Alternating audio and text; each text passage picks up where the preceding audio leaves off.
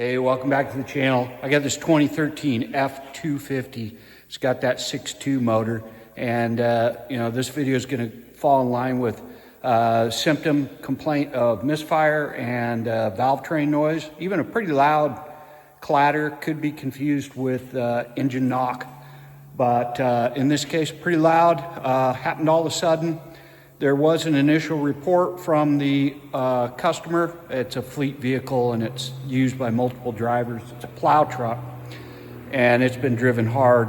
And the driver complaint was sudden misfire and engine noise. And they followed up later and told their tech over there that it was 6 quarts low on oil.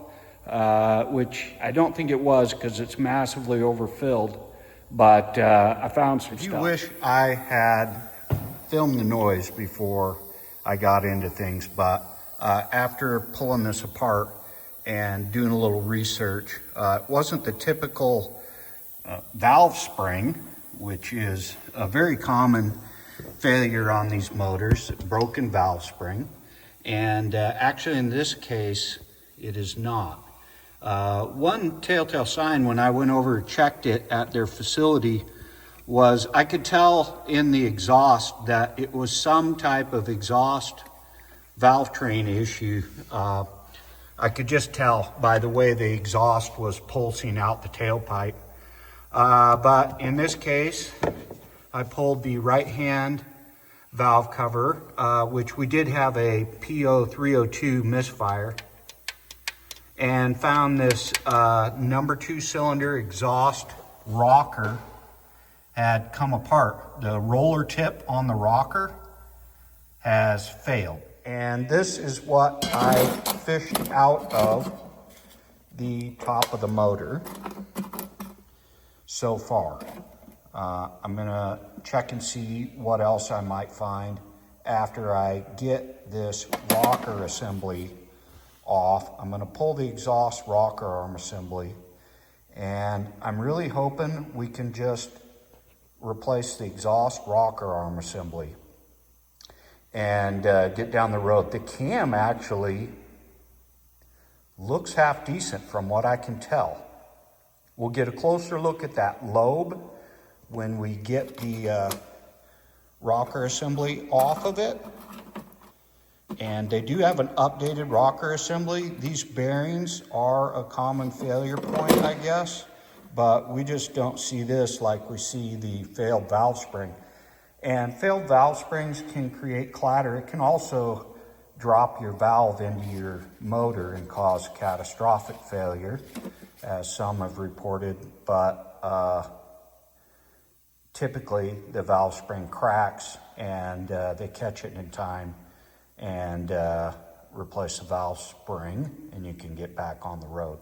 But this also you may be here just due to a ticking noise, and it may not have completely failed, but these roller tips and the bearings are problematic. They've made an update just to address ticking noise in the engine. So, again, got the right valve cover off. I went ahead and pulled the battery tray out of the way. I don't think you have to do that. And I've removed the lower 4 spark plugs. On this vehicle, there's 4 coils with plugs up top, and then there's wires that wrap around the head and go to 4 spark plugs in the bottom. Someone in the process of trying to figure this out has put these E3 plugs in. I really don't care for them. I would really highly recommend Motorcraft parts. In this case, I think we have some Eklund ignition coils and E3 spark plugs. I hope it works out for them. But anyway, I've got this exhaust valve number 1 cylinder cam closed. The valve is in the closed position, cam lobe all the way down, and I'm going to pull off that exhaust rocker assembly and we'll get a closer look. All right, we've removed the 10 bolts. I just kind of worked from front, alternating front to back all the way to the center, and remove that as an assembly. And here's a closer look up at the roller tips. This one does not look like the others. And after it failed, it appears that the cam kind of rode for the most part on this inner lip of the rocker and kind of rode on the aluminum. So my hope is that that didn't tear the cam up too much. And there's a closer look at our cam lobe. And really, it's not perfect, but in comparison to the others, I would say it's not much different. I think this thing's been starved for oil more than once. And check these other rollers. They look good. And we're going to take a close look at all our springs while we're here. But the thought is, get this thing back running with fishing all the metal out, do a complete flush of the crankcase and change the oil and filter, and see if we've avoided catastrophic failure. And, you know, we could go from there. We could make some suggestions, but my guess is that they're going to continue to drive it and get a season of plowing snow out of it. So I'm going to order up that rocker assembly. It's the exhaust rocker shaft complete. It's an updated assembly. I heard you could piecemeal and pull rockers off. I'm not sure about the availability of that. In some areas that may be your only option, but Ford at this point is offering an updated shaft assembly. So that's what we're going with in this case. We'll catch you after I get some parts here. All right, here's the updated rocker shaft, exhaust rocker assembly, and just finger tightened it down onto the cam. Of course, lubed the contact points, lubed the rollers, lubed the cam, and there's a 3-step process for tightening these, torquing them down, and yeah, looks similar. It's really hard to tell what changes they've made to the rocker. I believe it's in the roller bearings itself, on the rockers themselves and the shaft, as well as the roller tip, but it is an updated part. So I'm going to torque that down, and then we'll reinstall the lower spark plugs, which had to be removed. We've got it all cleaned up. We retrieved a little bit more metal, and we're going to flush out the oil real good after we get this thing buttoned back up and fire it up and see how it goes.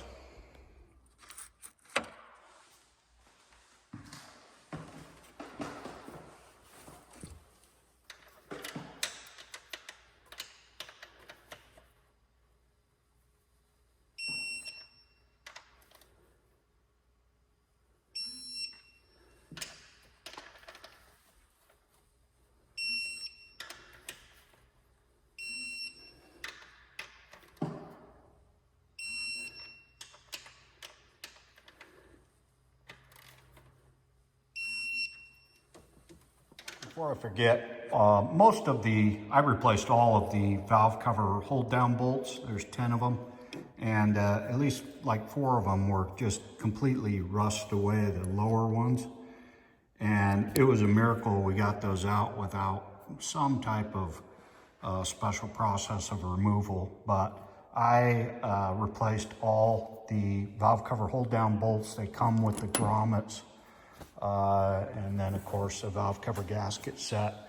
Also the dipstick was super rusty and all jacked up, all bent, and I replaced the dipstick, cleaned that tube up, and I've gone ahead and Changed the oil and filter, put a nice Motorcraft filter on it, nice 520 synthetic.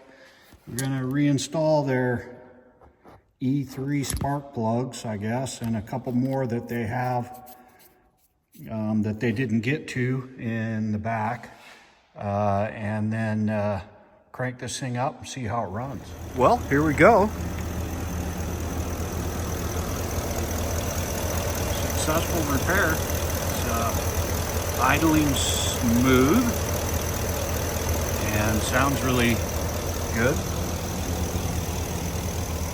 One thing I don't know if I regret or not, but I've cleaned this K&N filter. I think it was acting as kind of like a governor. It might have been good to leave it clogged up with 10 years of goo and kind of, you know, preserve this vehicle. It's been driven hard. So hopefully they'll get a few more miles out of it.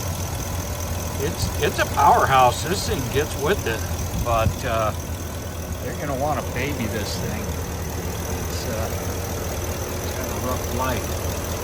But we'll put it back in service and wait till the next failure. Would not be surprising to see a valve spring let loose at some point. But we got good oil pressure and sounds good. So appreciate you watching. Hope this video's been helpful. Have a good one.